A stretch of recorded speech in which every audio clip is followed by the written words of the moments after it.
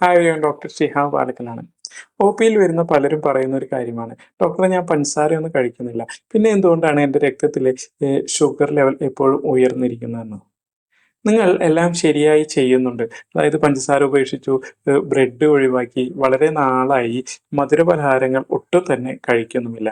എന്നിട്ടും രക്തപരിശോധന നോക്കുമ്പോൾ നിങ്ങളുടെ ഷുഗർ ലെവൽ ഇപ്പോഴും ഉയർന്നിരിക്കുകയാണോ?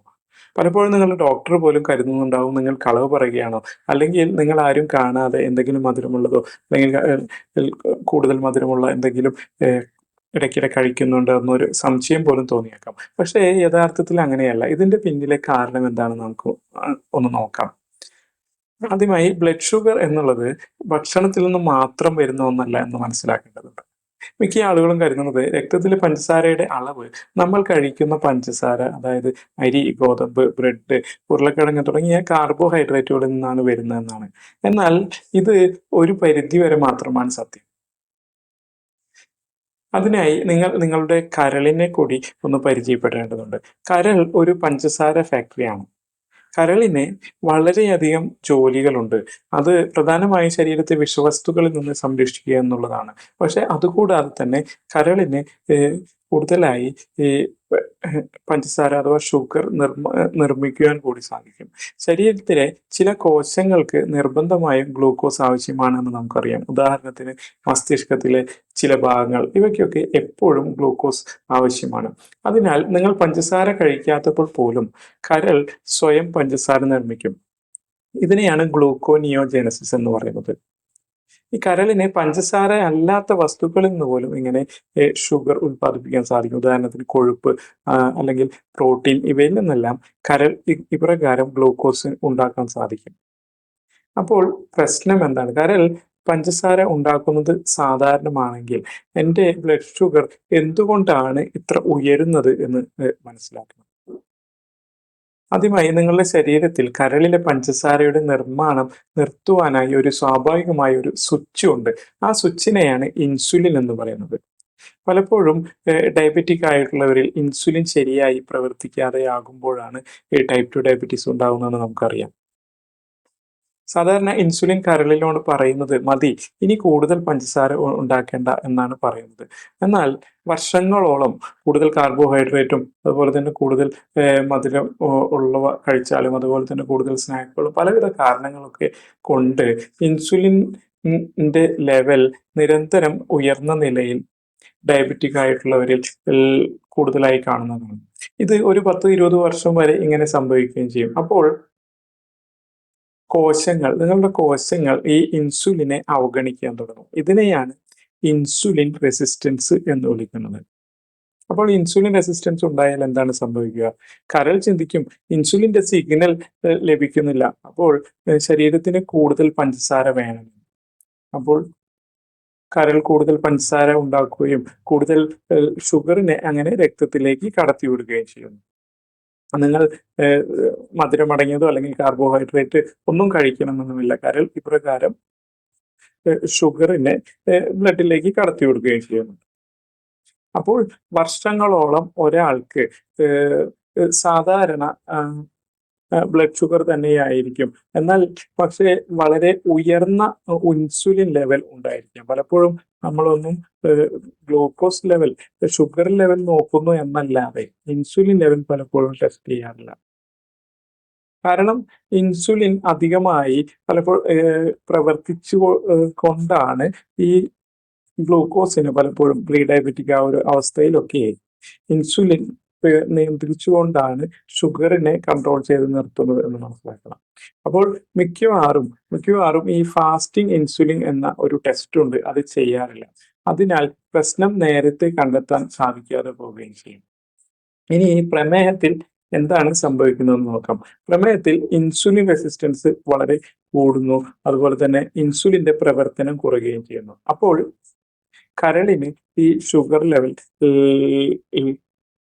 അപ്പോൾ കരളിന് ഓട്ടോമാറ്റിക് ആയിട്ട് രക്തത്തിലെ പഞ്ചസാര ലെവൽ കൂടുതൽ ഉൽപ്പാദിപ്പിക്കുകയും അങ്ങനെ രക്തത്തിൽ കൂടുതൽ പഞ്ചസാര നിലനിൽക്കുകയും ചെയ്യുന്നു. അപ്പോൾ ഒരു പ്രമേഹ രോഗിയുടെ രക്തത്തിലെ പഞ്ചസാരയുടെ ഏകദേശം വളരെ വളരെ കൂടിയ അളവ് കരളിൽ നിന്ന് തന്നെയായിരിക്കും കൂടുതൽ ഈ പ്രൊഡ്യൂസ് ചെയ്യപ്പെടുക. ഇനി മറ്റൊരു കാര്യം അത് സ്ട്രെസ്സാണ്. ഈ സ്ട്രെസ് മാനസിക സമ്മർദ്ദവും നിങ്ങളുടെ ബ്ലഡ് ഷുഗറിനെ ഉയർത്തുന്നതാണ്. പ്രത്യേകിച്ച് കോർട്ടിസോൾ എന്ന ഒരു ഹോർമോൺ ശരീരത്തിൽ സ്ട്രെസ് ഹോർമോൺ ആണ് അറിയപ്പെടുന്നത്.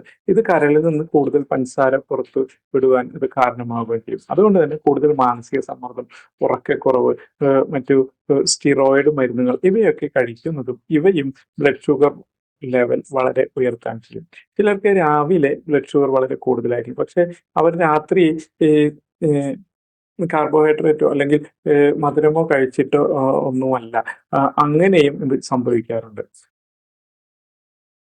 അപ്പോൾ രാവിലെ ഒരു 8 മണിയോടെ ഈ കോർട്ടിസോളിന്റെ ഏറ്റവും ഉയർന്ന ലെവൽ സംഭവിക്കും. അതുകൊണ്ട് തന്നെ കരൾ ഈ സമയത്ത് കൂടുതൽ പഞ്ചസാര പുറത്തുവിടുകയും അങ്ങനെ രാവിലെ ഈ ഷുഗർ ലെവൽ കൂടുകയും ചെയ്യുന്നു. അങ്ങനെ പലപ്പോഴും ഇതിന്റെ പിന്നിലും ഈ ഇൻസുലിൻ റെസിസ്റ്റൻസ് ആണ് മനസ്സിലാക്കേണ്ടതുണ്ട്. അപ്പോൾ നിങ്ങൾ ചെയ്യേണ്ടത് കഴിഞ്ഞ 3 മാസത്തെ ശരാശരി ബ്ലഡ് ഷുഗർ ലെവൽ നോക്കുക എന്നുള്ളത്. എപ്പോഴും ഈ HbA1c നോക്കുന്നതാണ് കൂടുതൽ ഫാസ്റ്റിംഗ് ബ്ലഡ് ഷുഗർ നോക്കുന്നതിനേക്കാൾ കുറച്ചുകൂടി കൃത്യതയോടെ ചികിത്സയ്ക്ക് കൂടുതൽ സഹായകരമായി നിൽക്കുന്നത്. ഇനി ഇതിന്റെ കൂടെ നിങ്ങൾ ഒരു ഫാസ്റ്റിംഗ് ഇൻസുലിൻ കൂടി നോക്കുകയാണെങ്കിൽ, ഫാസ്റ്റിംഗ് ഇൻസുലിൻ അല്ലെങ്കിൽ നോക്കുകയാണെങ്കിൽ അതും നിങ്ങൾക്ക് നിങ്ങളുടെ ശരീരത്തിൽ ഇൻസുലിൻ ലെവൽ കൂടുതലാണോ എന്ന് നിങ്ങൾക്ക് മനസ്സിലാക്കുവാനും അത് നിങ്ങളെ സഹായിക്കുകയും ചെയ്യും. ഇനി ഇത് എങ്ങനെയാണ് നിങ്ങൾക്ക് പരിഹരിക്കാമെന്നുള്ളത് നോക്കാം. അതിനാദ്യമായി നിങ്ങൾ കാർബോഹൈഡ്രേറ്റ് കുറഞ്ഞ ഭക്ഷണം കഴിക്കുക എന്നുള്ളതാണ്. നിങ്ങൾ പഞ്ചസാര മാത്രം ഒഴിവാക്കിയാൽ പോരാ, മറിച്ച് സ്റ്റാർച്ച്, അതുപോലെ തന്നെ മാൾട്ടോഡെക്സ്ട്രിൻ, അതുപോലെ തന്നെ മോഡിഫൈഡ് സ്റ്റാർച്ച്, അൾട്രാ പ്രോസസ് ചെയ്തുള്ള ഭക്ഷണം ഇവയൊക്കെ ഒഴിവാക്കേണ്ടതുണ്ട്. മറ്റൊരു കാര്യം നിങ്ങൾ ചെയ്യേണ്ടത് സ്നാക്കിംഗ് നിർത്തുക എന്നുള്ളതാണ്. ഭക്ഷണങ്ങളുടെ ഇടയിൽ നിങ്ങൾ കഴിക്കുന്ന ബിസ്ക്കറ്റ് അല്ലെങ്കിൽ ചിപ്സ്, റസ്ക്, സ്നാക്ക് ബാറുകൾ ഇവയൊക്കെ ഒഴിവാക്കുകയും ദിവസത്തിൽ 2-3 നേരം മാത്രം ഭക്ഷണം കഴിക്കുകയും ചെയ്യുക. ഇടയിലൊന്നും കഴിക്കാതിരിക്കുകയും ചെയ്യുക. മറ്റൊരു കാര്യം നിങ്ങൾ ചെയ്യേണ്ടത് മാനസിക സമ്മർദ്ദം കുറയ്ക്കുക എന്നുള്ളതാണ്. നല്ല ഉറക്കം നിങ്ങൾക്ക് അത്യാവശ്യമാണ്. അതുപോലെ തന്നെ ദിവസേന നടക്കുകയും കുറച്ച് സമയം സൂര്യപ്രകാശത്തിൽ സമയം ചെലവഴിക്കുകയും ചെയ്യുക. ഇത് നിങ്ങളുടെ സ്ട്രെസ് ഹോർമോൺ കുറയ്ക്കാൻ നിങ്ങളെ സഹായിക്കുകയും ചെയ്യും. മറ്റൊരു പ്രധാന കാര്യം നിങ്ങൾ മനസ്സിലാക്കേണ്ടത് ഇതിനെല്ലാം നിങ്ങൾക്ക് ക്ഷമ വേണം എന്നുള്ളതാണ്. കാരണം ഈ ഇൻസുലിൻ റെസിസ്റ്റൻസ് എന്നുള്ളത് ഒരൊറ്റ ദിവസം കൊണ്ട് ഉണ്ടായതല്ല, മറിച്ച് 10-20 വർഷം കൊണ്ട് നിങ്ങളുടെ ശരീരത്തിൽ രൂപപ്പെട്ടിട്ടുള്ളതാണ്. അതുകൊണ്ട് തന്നെ ചിലർക്ക് ഏതാനും ആഴ്ചകൾ കൊണ്ട്, അല്ലെങ്കിൽ ചിലർക്ക് ഏതാനും മാസങ്ങൾ കൊണ്ട്, ചിലർക്ക് ഒരു വർഷം വരെ എടുത്തേക്കാം. പക്ഷേ ഇൻസുലിൻ കുറയ്ക്കുന്ന ജീവിതശൈലി ഇൻസുലിൻ റെസിസ്റ്റൻസിനെ മാറ്റുന്ന ജീവിതശൈലി നിങ്ങൾ തുടരുകയാണെങ്കിൽ കോശങ്ങൾ വീണ്ടും ഇൻസുലിനോട് പ്രതികരിക്കാൻ തുടങ്ങുകയും ചെയ്യും. അപ്പോൾ നിങ്ങൾ പഞ്ചസാര കഴിക്കാത്തപ്പോഴും നിങ്ങളുടെ ബ്ലഡ് ഷുഗർ ഉയർന്നിരിക്കുകയാണെങ്കിൽ നിങ്ങളുടെ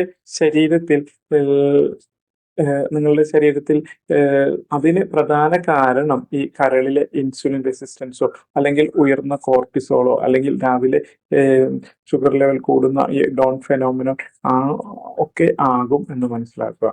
അതുകൊണ്ട് പ്രശ്നം എപ്പോഴും നിങ്ങൾ കഴിക്കുന്ന പഞ്ചസാരയല്ല, ഈ പ്രശ്നം എന്നുള്ളത് നിങ്ങളുടെ കരൾ ഇങ്ങനെ പഞ്ചസാര നിർമ്മിക്കുന്ന രീതിയാണ് എന്ന് നിങ്ങൾ മനസ്സിലാക്കുക. കൂടുതൽ ഇത്തരം ഹെൽത്ത് ടിപ്സ് അറിയുന്നതിനായി ഈ ചാനൽ ഒന്ന് ഫോളോ ചെയ്യുക.